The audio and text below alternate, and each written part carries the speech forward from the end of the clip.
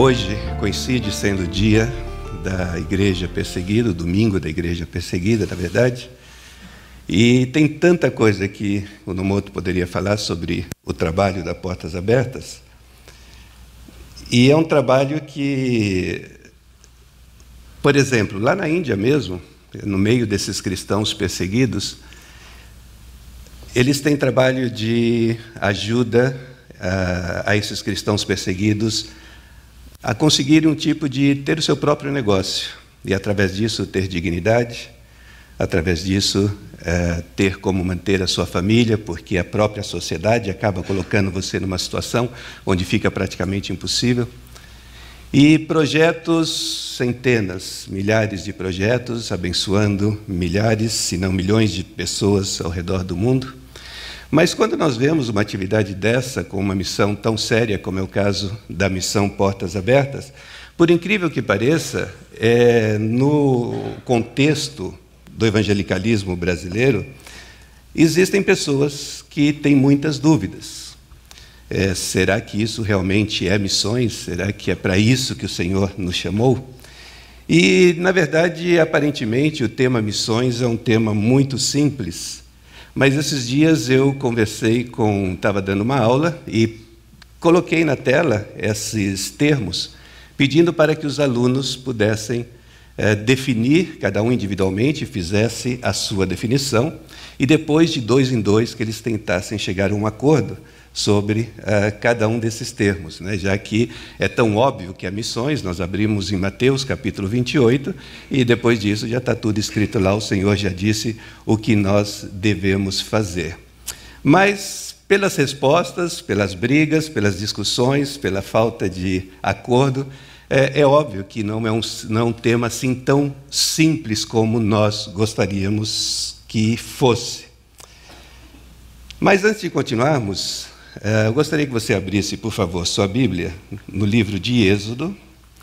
E essa é uma mensagem missionária, mas não é um texto, o texto que nós vamos ler, tipicamente usado em sermões missionários.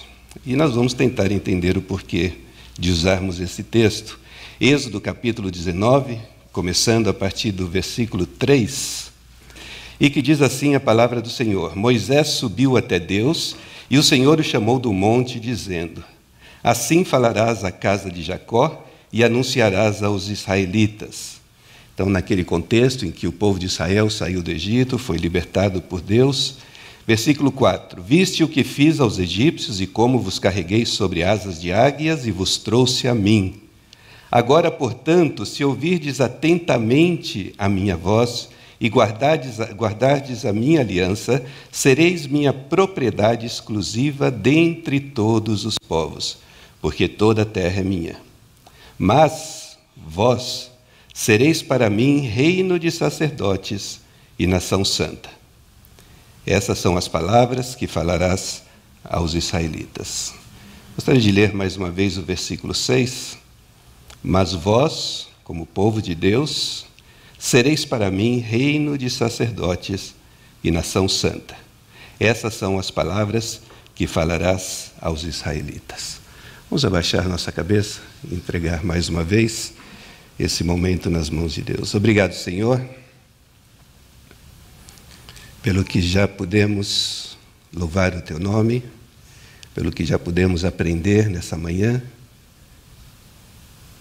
acerca de Ti, mas também acerca do trabalho que está sendo feito em diferentes partes do mundo. Obrigado pelo fantástico trabalho que está sendo feito pela Portas Abertas na Índia e em tantos outros lugares onde irmãos e irmãs nossas estão sendo perseguidos. E nesse contexto turbulento que nós vivemos do século XXI, ajuda-nos, Senhor, a que possamos entender, compreender toda a extensão desse desafio e que possamos ser fiéis no cumprimento daquilo que colocaste nas nossas mãos. Que Tu estejas falando aos nossos corações e desafiando-nos. É o que eu te peço em Cristo Jesus. Amém. Quando nós olhamos, eu falei que tem muita gente que duvidaria de se esse trabalho de apoio aos irmãos perseguidos em diferentes partes do mundo, alguns evangélicos duvidam se é realmente para isso que nós, como corpo de Cristo, se é para isso que nós fomos chamados, na verdade nós estamos polarizados ao redor de uma pergunta. E eu não vou entrar nos detalhes dessa polêmica que eu vou mencionar, mas apenas como introdução, eu acho importante que a gente tenha pelo menos uma base do que está acontecendo. E essa pergunta que nós podemos ver dentro do evangelicalismo brasileiro é: qual é a missão da igreja? Se você pesquisar, você vai inclusive achar livros que falam sobre esse assunto e você vai encontrar definições que são definições que podemos dizer mais clássicas, definições mais tradicionais, e alguns outros livros vão nos apresentar definições mais amplas sobre o que é missões. E basicamente, as duas perguntas, obviamente existem muitas formas de respostas, mas as respostas que nós temos que nos perguntar em relação a essa pergunta, qual é a missão da igreja? Por um lado, nós vamos ter aqueles que claramente vão falar: a missão da igreja tem a ver com ensino, proclamação, discipulado e plantação de igrejas no Brasil e até os confins da terra, e isso é absolutamente verdade, está na palavra de Deus, e é isso mesmo uma das coisas que nós temos que entender por missões. Por outro lado, alguns vão dizer qual é a missão da igreja, vão responder da seguinte forma: toda a igreja levando todo o evangelho para o mundo todo, e essa expressão foi cunhada em 1974 no Congresso de Evangelização Mundial do Movimento de Lausanne. E para os menos avisados, para aqueles que estão participando menos das discussões, é até difícil entender por que é que nós estamos divididos entre essas duas respostas relacionadas com a pergunta: qual é a missão da igreja? Teoricamente, quando nós olhamos da forma que nós vemos aí na tela, uma poderia perfeitamente complementar a outra. Mas, por diferentes razões, aqueles que na igreja brasileira preferem a primeira resposta estão, infelizmente, sendo etiquetados como sendo de direita. E aqueles que preferem a segunda resposta são chamados de evangélicos progressistas, liberais ou de esquerda. Então, aí, se você quiser se auto-etiquetar, fique à vontade.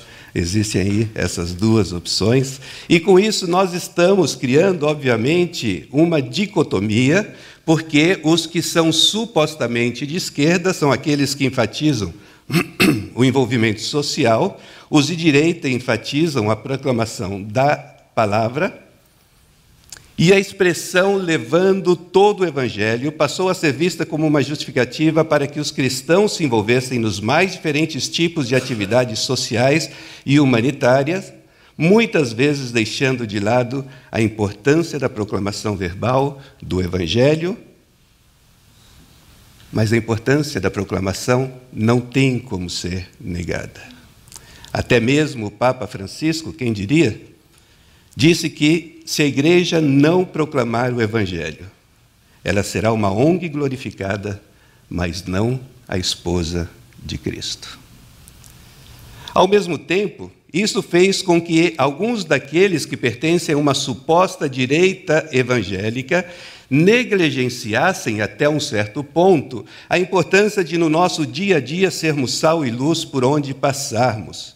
E creio que uma das evidências mais óbvias disso é o fato de que os supostos 40 milhões de evangélicos que nós temos aqui no Brasil não são capazes de afetar a fibra ética e moral da nossa nação.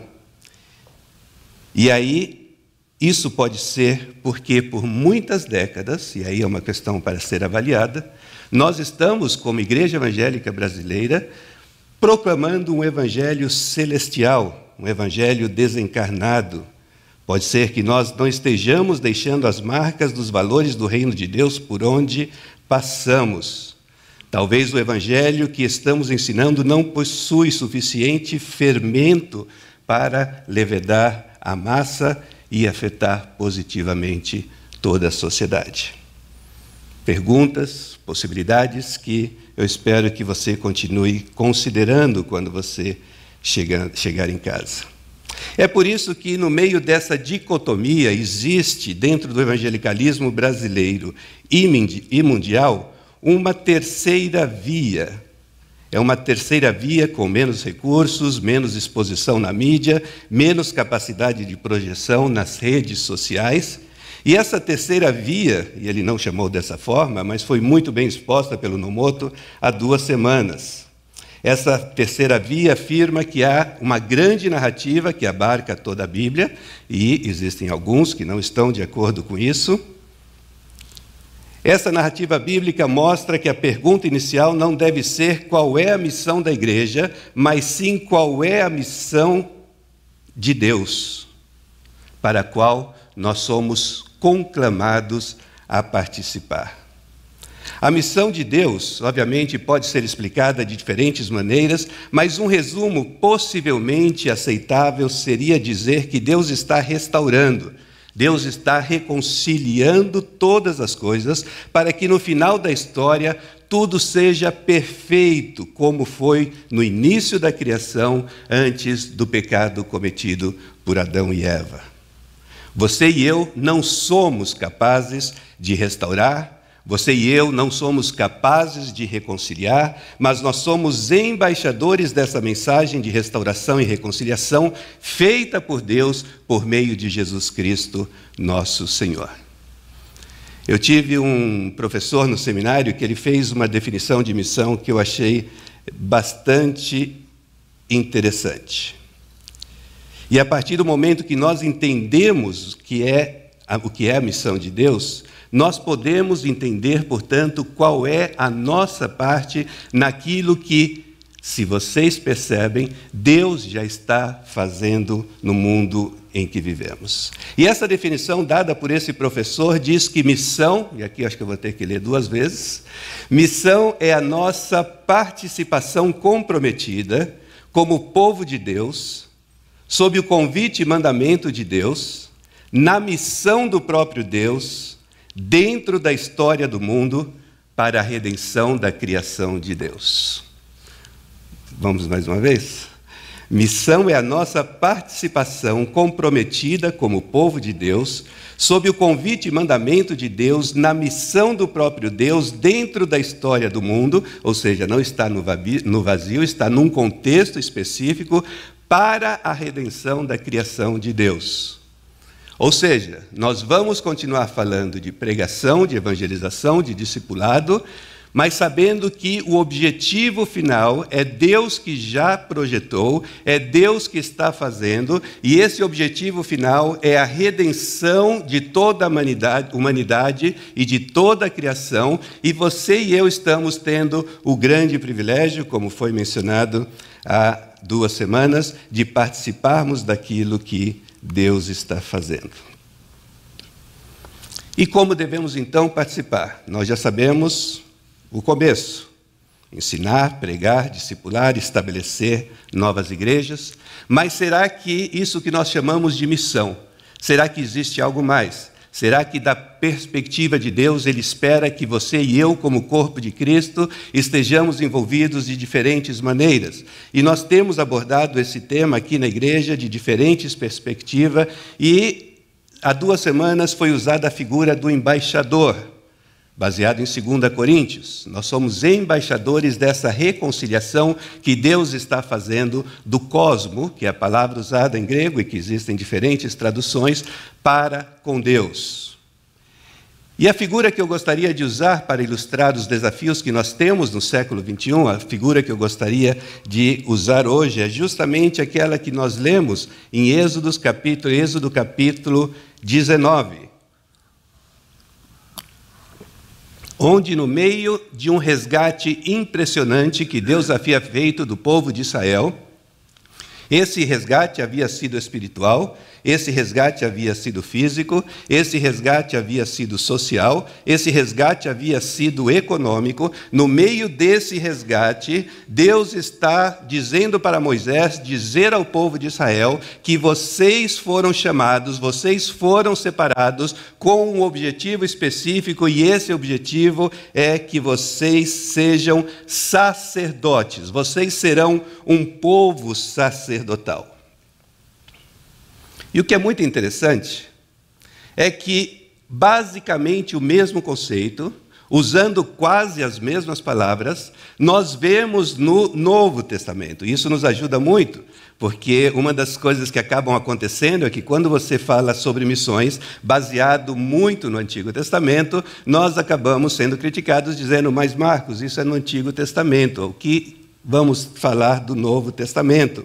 E nós vemos em 1 Pedro, capítulo 2, versículos 9 a 10, nós vemos o apóstolo Pedro referindo-se aos cristãos, já não ao grupo étnico, à nação de Israel, falando aos cristãos, dizendo, vocês, porém, são geração eleita, sacerdócio real, nação santa, povo exclusivo de Deus, para quê? Para anunciar as grandezas daqueles que os chamou das trevas para a sua maravilhosa luz. Antes vocês nem sequer eram povo, mas agora são povo de Deus. Não haviam recebido misericórdia, mas agora a receberam. Em outras palavras, a mesma incumbência que o povo de Israel, como povo de Deus, recebeu no Antigo Testamento, de ser um povo sacerdotal, essa responsabilidade está sendo transferida para o corpo de Cristo, para a igreja, para os cristãos, Pedro dizendo, escuta, vocês agora são esse povo sacerdotal, vocês são aqueles que precisam cumprir essa função no meio da sociedade e no meio das nações. Mas se nós formos entender, então, que o nosso papel é sermos sacerdotes, assim como o povo de Israel foi no Antigo Testamento, o que Deus espera dos seus sacerdotes? Ele espera que sejamos, você já escutou falar do sacerdócio universal? Ele espera que nós sejamos como se fôssemos intermediários, talvez uma melhor palavra seja aqueles que vão fazer com que os povos, as pessoas que não conheçam a Deus, se aproximem do Deus vivo e verdadeiro e farão com que o nome do Senhor seja glorificado até os confins da terra. Essa é a nossa função.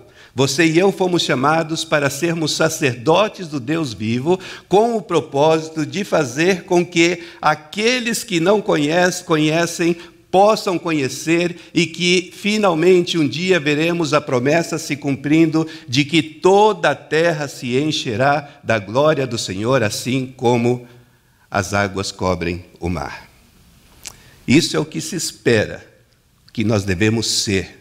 Mas de que maneira, qual é a estratégia que deve ser usada para que possamos ser verdadeiramente sacerdotes do Deus Altíssimo? E aí vai ficando mais pesado, porque o próprio Deus está dizendo que isso acontece à medida que, por onde nós formos, seja no Brasil, seja no seu escritório, seja na sua escola, seja na Índia, seja até os confins da terra, nós devemos refletir o caráter de Deus por onde nós passarmos e dessa forma nós estaremos cumprindo o nosso papel sacerdotal, atraindo as pessoas para o Deus vivo e essa forma, essa estratégia é através dessa vida, da nossa vida, porque quando nós olhamos em Levítico, capítulo 19, versículos 1 a 2, Deus não está dizendo, olhem para Moisés e sigam a Moisés. Olhem para Arão e sigam Arão. Lembrem de Abraão e sigam Abraão. Deus está dizendo algo muito forte. Disse ainda o Senhor a Moisés, diga o seguinte a toda a comunidade de Israel, sejam santos porque eu, o Senhor, o Deus de vocês, sou santo. Era essa a expectativa que existia sobre os sacerdotes. E se nós somos sacerdotes, no mundo em que nós vivemos, o que Deus espera de nós é nada mais, nada menos do que sermos santos da mesma forma que Ele, o Deus Todo-Poderoso, é santo. Mas se a ideia, então, através da santidade, tendo como ponto de partida a santidade de Deus, refletirmos o caráter de Deus por onde nós passarmos, como é que nós vamos fazer para refletir o caráter de Deus no século 21? Porque, obviamente, o mundo em que nós vivemos é um mundo muito diferente de quando Deus disse essas palavras para Moisés. O mundo em que nós vivemos é muito diferente do que era o mundo quando Pedro disse as palavras aos cristãos de que nós somos um povo sacerdotal.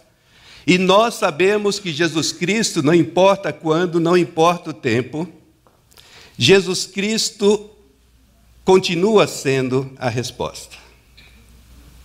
Mas nós precisamos nos perguntar o que significa no século XXI proclamar o Evangelho vivendo uma vida de santidade. O que significa ser testemunha do Senhor Jesus e de todo o seu ensinamento no Brasil e até os confins da terra. Nós sabemos que Cristo é a resposta, mas será que você e eu estamos nos preocupando com qual é a pergunta?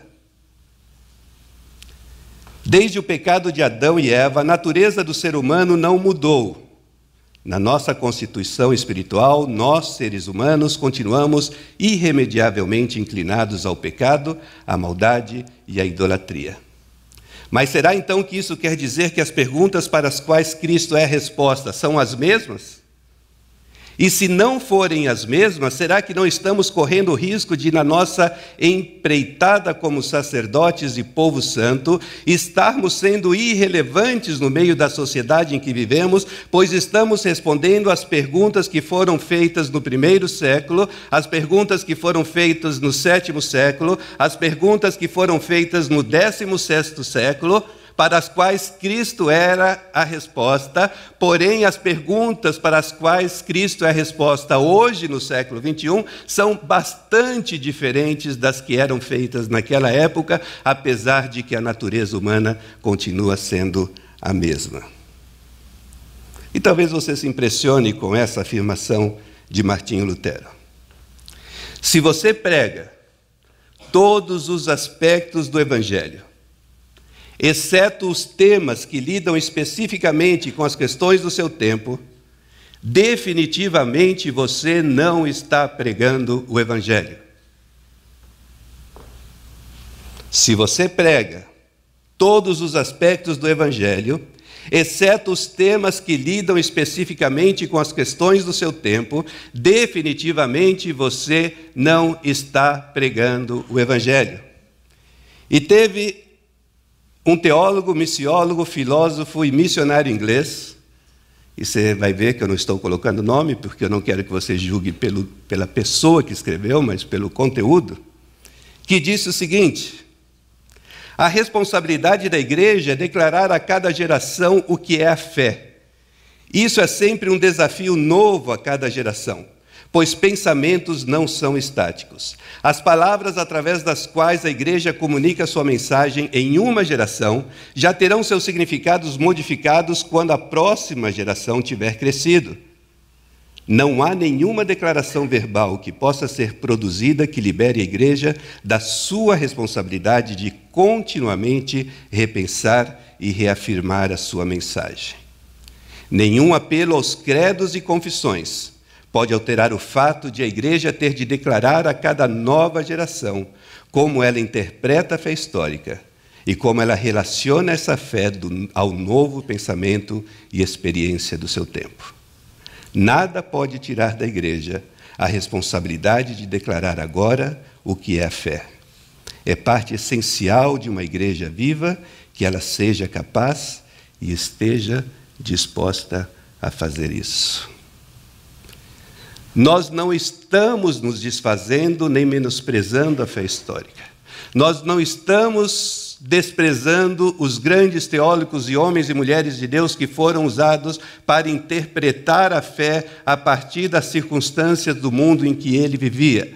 Mas o que nós vamos fazer é que, a partir dessas declarações, dessas afirmações, dessas teologizações, tentar entender de que forma isso se aplica ao século XXI, com as características do mundo em que nós vivemos, porque isso capacita a igreja a cumprir sua tarefa sacerdotal hoje, capacita a igreja a entender o que significa seguir a Cristo hoje e não sermos seres de outro mundo, e desafia os ídolos culturais que ameaçam a fé hoje.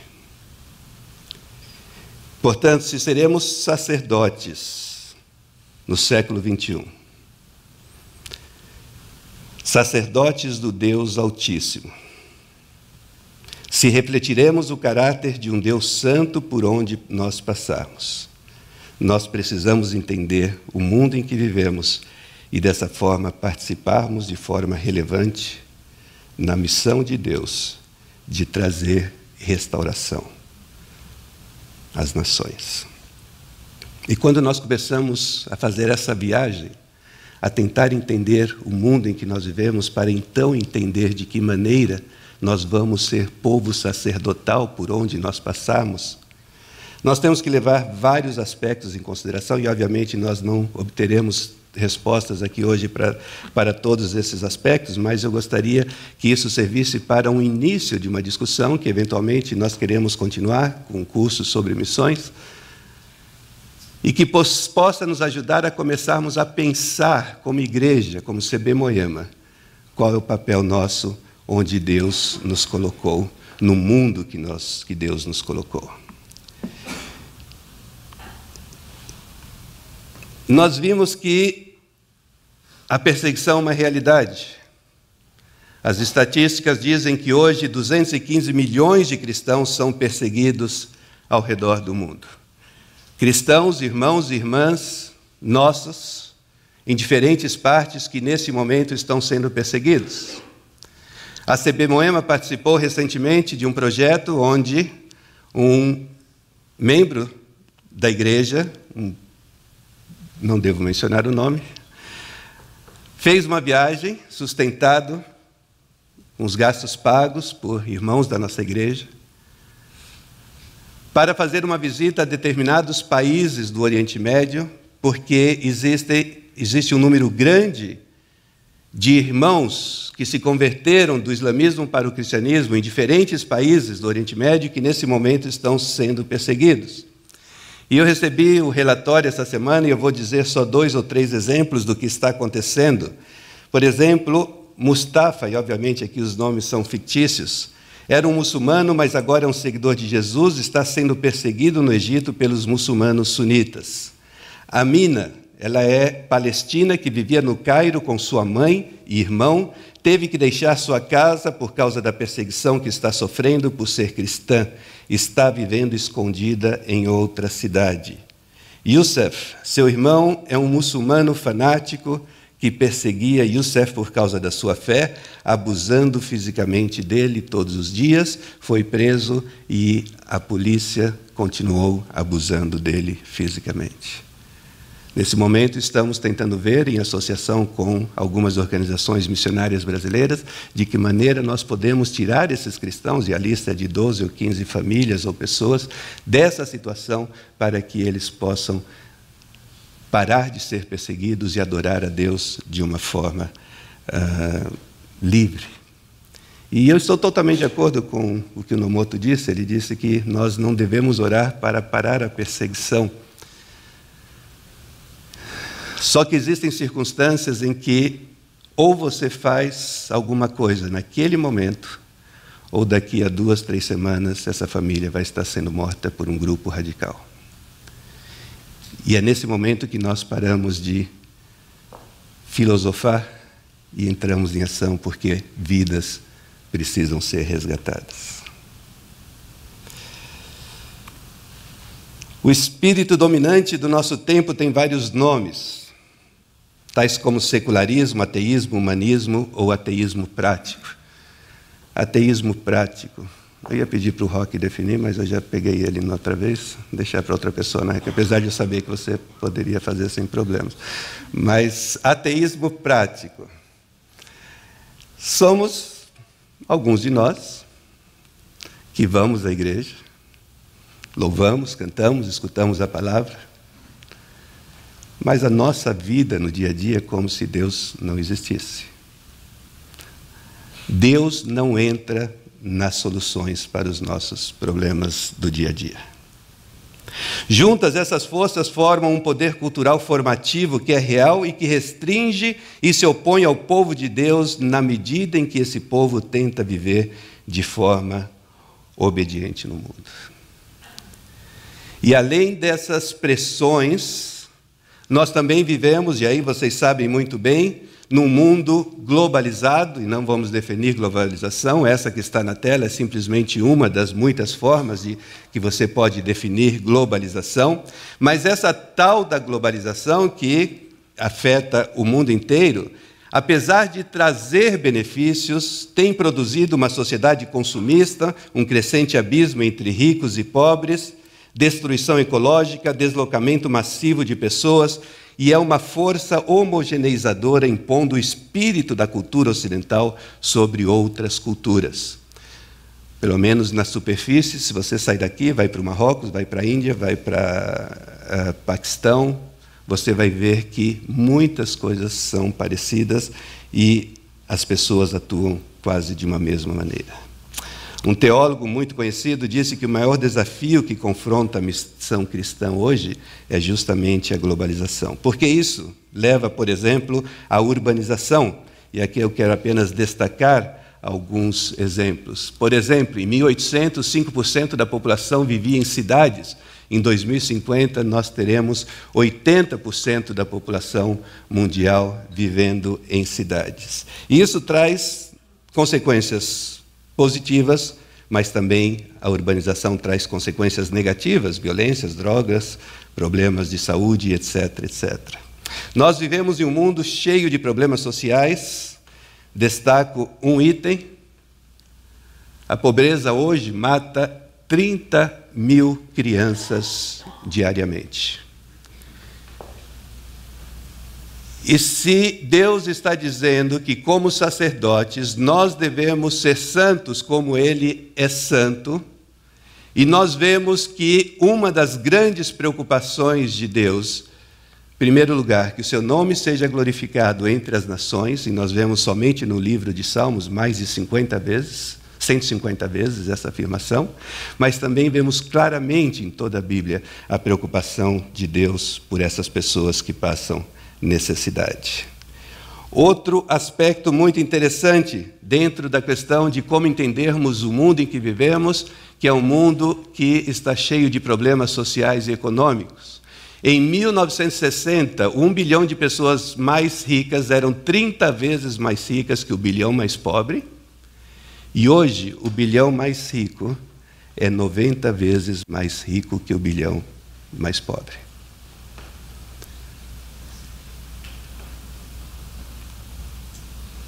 A indústria do sexo e da prostituição.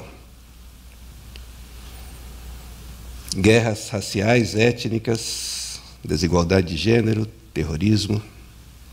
E existe um problema de fé também, mas diferente daquilo que nós podemos pensar. Grande parte do problema é impulsionado por um compromisso de fé com o crescimento econômico, acompanhado de uma cultura de consumo que vive de produtos projetados para serem desperdiçados. Nós vivemos em um mundo com estruturas injustas. E isso aqui é uma aberração. Corrida armamentista. Existem hoje no mundo de 40 a 50 mil ogivas nucleares. E com isso nós temos o grande privilégio de poder destruir o mundo cerca de 60 vezes. E esses bilhões que estão sendo usados nisso, obviamente poderiam estar sendo usados de maneiras mais saudáveis. O tráfico humano, indústria do sexo, o tráfico de drogas e outros vícios movimentam $1 trilhão por ano. E aí nós temos que nos perguntar, será que isso tem a ver com o fato de que somos enviados como sacerdotes para refletirmos o caráter de um Deus santo? Aumento populacional incrível, o que significa, entre muitas outras coisas, mais pessoas para serem alcançadas com o Evangelho. Outro fenômeno característico do século XXI, quando muitos pensavam que as grandes religiões deixariam de existir no século XX, na verdade aconteceu um movimento totalmente contrário. nós temos aí o ressurgimento das grandes religiões e o grande desafio que nós temos como cristãos de apresentar a salvação que há em Cristo para cada uma dessas pessoas. Poderíamos falar de revolução da tecnologia, poderíamos falar do espírito pós-moderno, e esse espírito pós-moderno desconfia das reivindicações da verdade, que anseia por relacionamentos, valoriza a experiência subjetiva, está enraizada no contexto local e é cético em relação às certezas. Me lembro quão influenciado nós ainda somos por um filósofo, cientista, Descartes, de séculos atrás, que disse: a única certeza que eu posso ter é a certeza de que eu devo duvidar de tudo. E é uma característica forte do mundo em que nós vivemos. E aí tem uma afirmação que eu não sei como você vai reagir a ela. Eu sei que tem muitas pessoas que não gostam dessa afirmação porque não entendem dessa maneira. Se na sua missão Jesus lança um ataque total contra o mal em todas as suas manifestações, a igreja, como corpo sacerdotal, que vai viver uma vida santa, é chamada a fazer o mesmo. Se na sua missão Jesus lança um ataque total contra o mal em todas as suas manifestações, a igreja é chamada a fazer o mesmo. Mas será que acreditamos que Jesus lançou um ataque contra todo o mal em todas as suas manifestações? Será que realmente precisamos levar em consideração tudo o que eu acabei de falar para cumprirmos nosso papel sacerdotal entre as nações? Será que ao fazermos isso não estaremos perdendo a essência da espiritualidade evangélica, apresentando uma mensagem extremamente antropocêntrica que gira ao redor do ser humano? Eu creio que são perguntas válidas caso elas estejam passando pela sua cabeça. Mas vocês se lembram que nós vimos Levítico 19, versículos 1 e 2, que diz, Deus está dizendo: vocês, meu povo, povo sacerdotal, vocês devem ser santos como eu sou santo. E aí é muito interessante que a primeira coisa que vem à nossa mente quando nós falamos de santidade nós precisamos participar de mais cultos na igreja. O Dario vive pegando no meu pé, porque eu não venho todos os domingos, né, Dario? Não ia falar, mas agora já. Nós pensamos em orar mais, em jejuar mais, em ler mais a Bíblia, e, obviamente, todos esses aspectos fazem parte do nosso processo de santificação.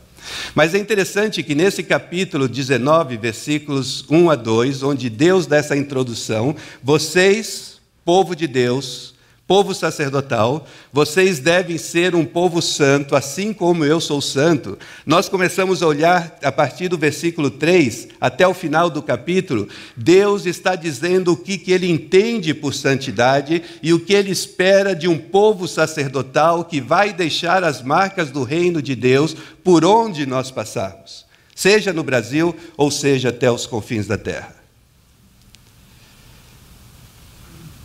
E quando nós começamos a olhar o resto do capítulo 19 do livro de Levítico, nós temos algumas surpresas.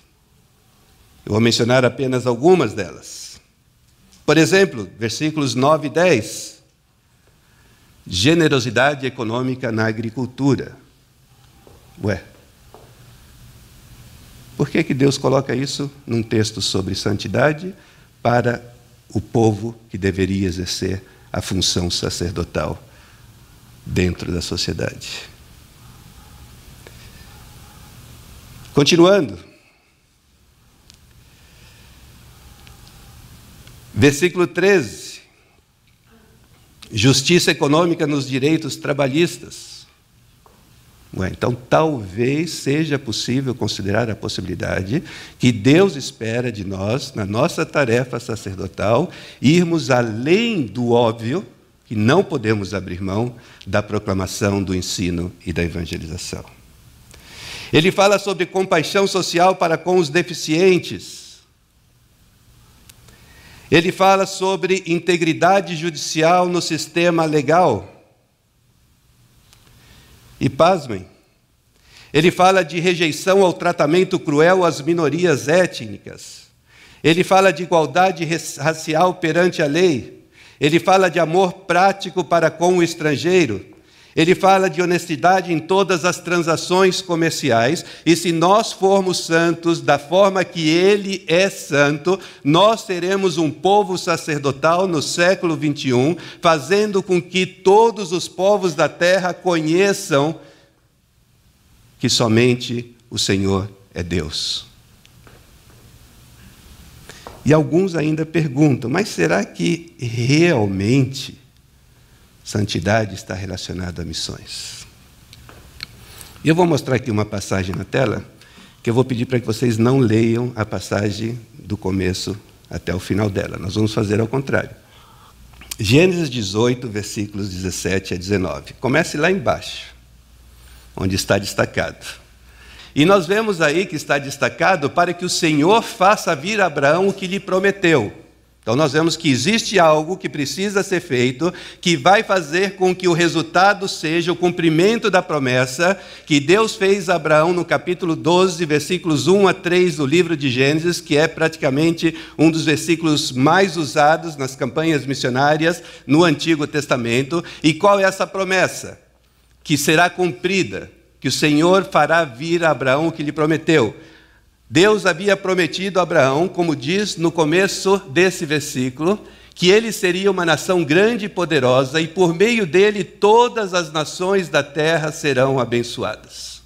Essa é a grande promessa, essa é a grande virada no livro de Gênesis. Aí nós vemos Deus começando, por assim dizer, a expor o seu plano estratégico para a redenção de toda a humanidade, de toda a criação. E ele começa com um homem chamado Abraão, e através desse homem surgirá uma grande nação. Essa grande nação será uma nação que levará a chegada do Messias, e através disso nós somos enviados para ser povo sacerdotal até os confins da terra.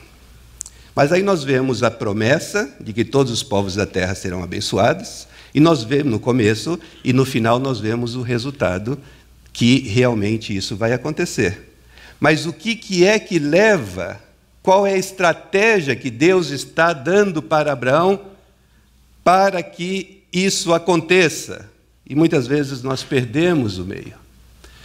Pois Deus escolheu Abraão para que ordene aos seus filhos e aos filhos dos seus filhos, que caminhem no caminho do Senhor, fazendo o que é justo e direito. Eu escolhi para que ordene aos seus filhos e aos filhos dos seus filhos, que caminhem no caminho do Senhor, fazendo o que é justo e direito. E se eles caminharem no caminho do Senhor, fazendo o que é justo e direito, eu farei com que todos os povos da terra sejam abençoados. Santidade está no cerne, no centro da estratégia de Deus para nós, povo santo, povo sacerdotal, que temos a tarefa de fazer com que o nome do Deus Altíssimo seja conhecido até os confins da terra. De acordo com o meu relógio, eu tenho 2 minutos. Vamos lá.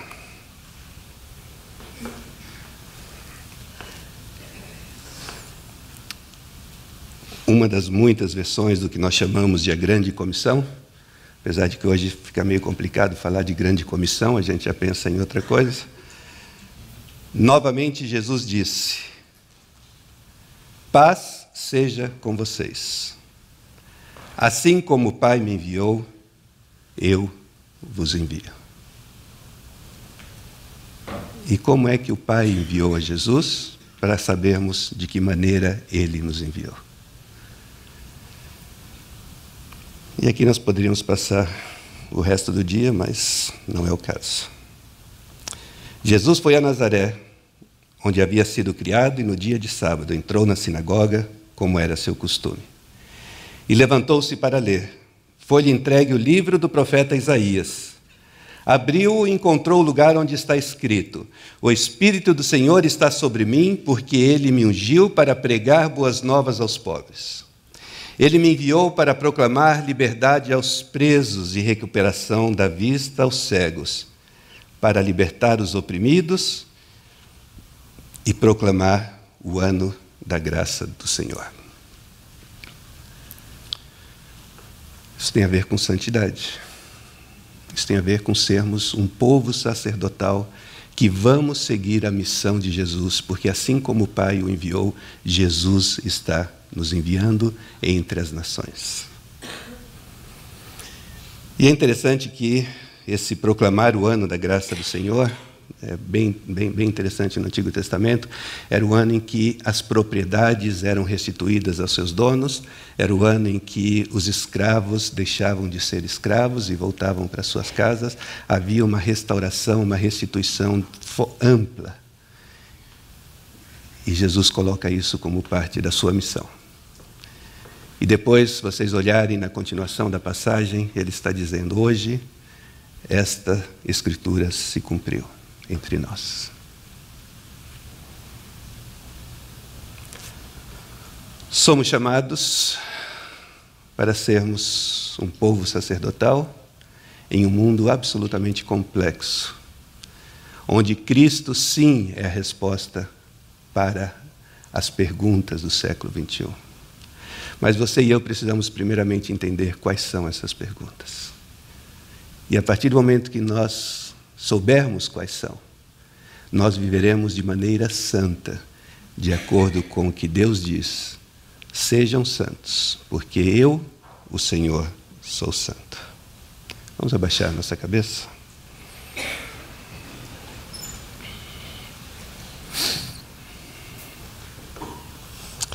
Senhor, nós, na verdade, além de sentirmos que é um grande privilégio, nos sentimos abrumados pelo tamanho do desafio. Desafio esse de sermos sacerdotes do Deus Altíssimo no século XXI. E somos exortados por Ti a sermos santos, como Tu, Senhor, és santo. Senhor, são tantos desafios. Nossos irmãos perseguidos, bilhões ainda que não escutaram sequer uma vez acerca de que Cristo é o caminho para o Pai. A existência subhumana de bilhões de pessoas ao redor do mundo, a extravagância de alguns e a falta de outros. Senhor, dá-nos sabedoria para entendermos quais são as perguntas para as quais nós exerceremos como povo sacerdotal, dando respostas que originam-se na Sua palavra, que é a mesma ontem, hoje e para todo sempre. Dá-nos, Senhor, coragem, dá-nos discernimento, que não sejamos levados por essa dicotomia, pois da Tua perspectiva, Senhor, a Tua missão é restaurar e redimir toda a criação. E que através disso, por onde nós passarmos, possamos proclamar o Teu nome, em palavras e obras, deixando as marcas dos sinais do reino de Deus, por onde nós passarmos, e que dessa forma o Teu nome seja glorificado no Brasil e até os confins da terra. É o que nós pedimos, no nome santo de Jesus. Amém.